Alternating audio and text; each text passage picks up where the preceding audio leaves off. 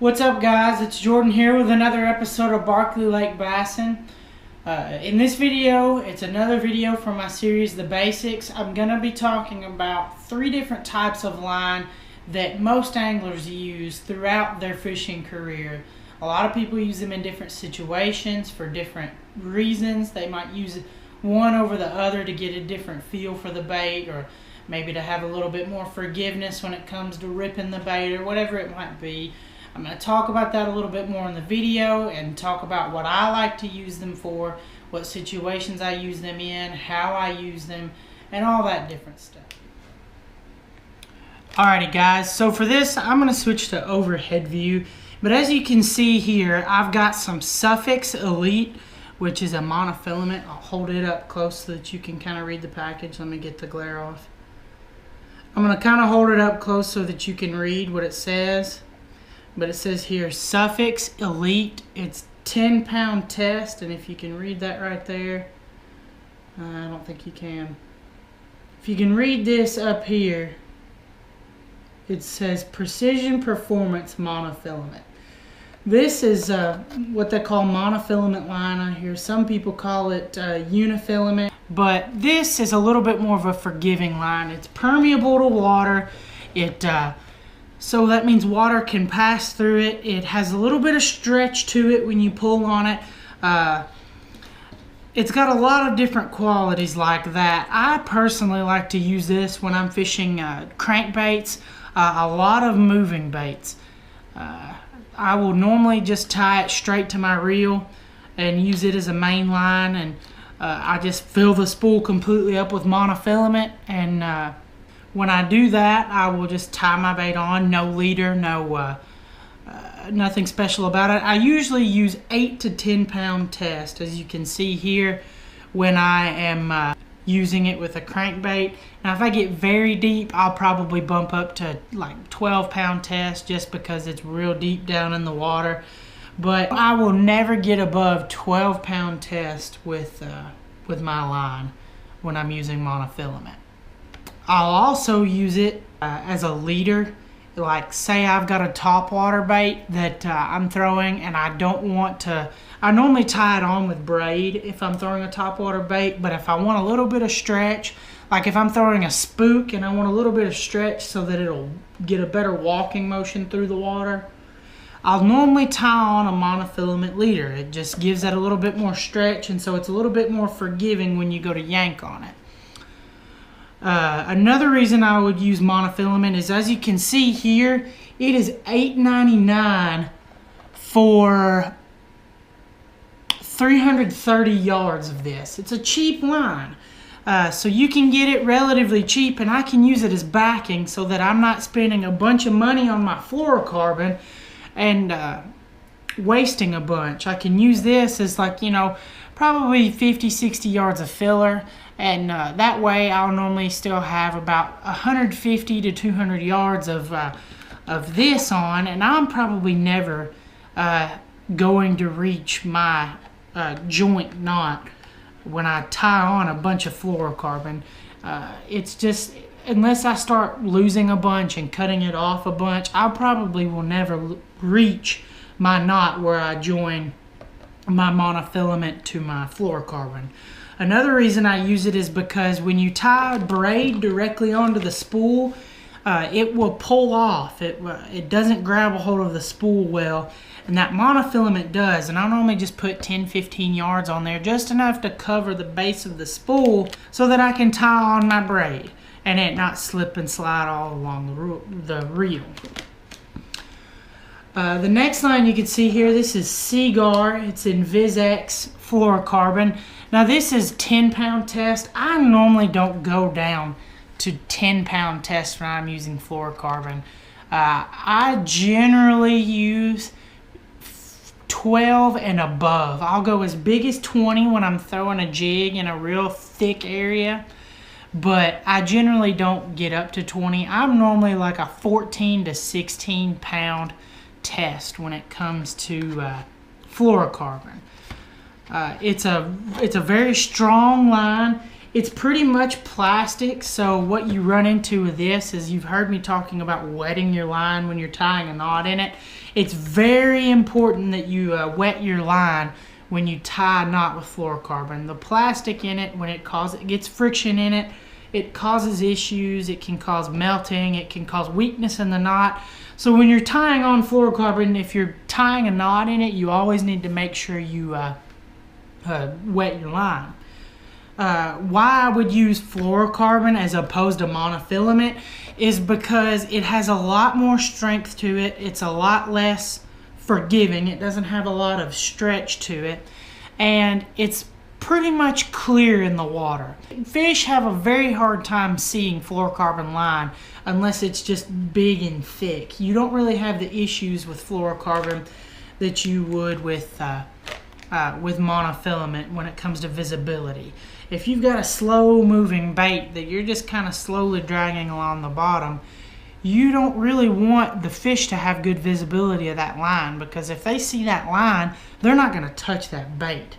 So that's another reason why I use fluorocarbon. As you can see here, this is some Sunline braid. This is just a little 100-yard spool. I bought this for this video because it's cheap. Never used Sunline in my life. Never have. I've always used Seaguar. I love Seaguar braid, but I'm kind of excited to try this Sunline out. Heard from everybody it's a good line. What you would want braid for, if you look down here, I'll hold this up to the camera, you can see right here, whoops, wrong finger, you can see right here, this is 50-pound test. This is some pretty stout line. The reason I use it is because in a lot of situations, you can throw it into whatever, and you can be confident that you're going to yank it out. You might bend your hook on your bait or whatever it might be, but you're going to get your line out of there, and you're 9 times out of 10 going to get your bait out of there. Now, I really like Seaguar flipping braid. They make it in 30 and 50-pound test, I believe. I use the 30-pound test on pretty much everything. It's black in color. I really like it because it's good tight knit, really good quality braid, and it's flipping braid. So it's made to be thrown into big, thick material or big, thick structure and come out of there unbeaten. It doesn't kink easily. It doesn't get tangled up easily. It doesn't get scratches in it easily. It's a good, solid quality line. And that's what I like about it. So of course, like I said, I've never tried Sunline before. I'm excited to. A lot of the times, I will use braid with some type of leader on it. I just like it because it's a good and strong line, and you get a ton of feel out of it. You feel everything when it comes to feeling along the bottom when you have braid tied on. I like that. I like to have a lot of feeling because I want to feel when that fish thumps my bait so that I know to set the hook. And that's one of the reasons why I like braid. Now, it's a little bit more expensive. This for 100 yards is $8. So it's a little bit more expensive, but what you give for the line now saves later because it lasts longer than the rest of these lines. It does better than the rest of these lines over its lifetime, and it's just a good all-around line. I'll sometimes use it with a fluorocarbon leader, like if I'm tying on a jig or a shaky head or a slow-moving bait. That way I've got tons of feel, but I've also got that clear leader that they can't really see. I always, if I'm tying on a Carolina rig, I tie on braid, and then I tie my swivel on, and the bottom of my swivel is generally an extremely light, like maybe like 8 to 10 pound fluorocarbon. That's the only time I would use a very light test strength fluorocarbon. It's just a personal thing. It's a confidence thing that I've always had. As for brands, you can see here that I've got Suffix, Seagar, and Sunline. I generally stick to Suffix and Seagar. Seagar makes good quality line. They make expensive line, but what you pay for it, you get in quality. It's a good, strong line. It lasts a very long time. I can generally make one spool of fluorocarbon last me an entire season. Not one of these tiny spools, but one of these bigger spools here. I'll pull it over. This is Seagar 20-pound test. I think this is 1,000 yards, as you can see here. I don't know if you can see that. It's pretty small, but I have that, and I can generally make one of these last all season. I don't really go through a whole lot of line. I do fish like crazy during the summer, so don't think that, oh, I'm just cheap and don't want to buy more line. It's just good quality line, and I use the crap out of it.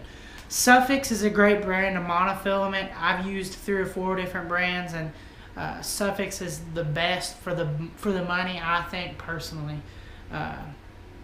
And Sunline, like I said, not really used them much. I'm excited to try it out. Probably gonna tie on a finesse rig with it. I'm not sure yet. We'll just have to see what the plans are. But from what I've heard about Sunline, it's a great brand.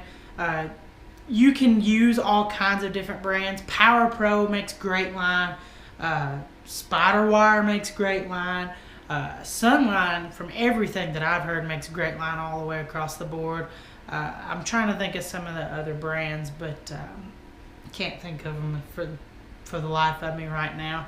But leave a comment down below. Tell me what brands you guys like, what you use. I would love to know what you guys use, why you like it. Make sure you leave a comment down below, like I asked you to earlier in the video, what types of line you like to use, what brands, 1-pound test, and how you use them and why you use them the way that you do. And make sure to hit the subscribe button and the like button down below. That's it for today's episode. Make sure if you've got any friends that would like my channel, to tell them to look me up. Send them my way. It's BarkleyLakeBassin, and have them subscribe to my channel as well. Again, I hope you enjoyed this episode, and can't wait to see you next time on Barkley Lake Bassin.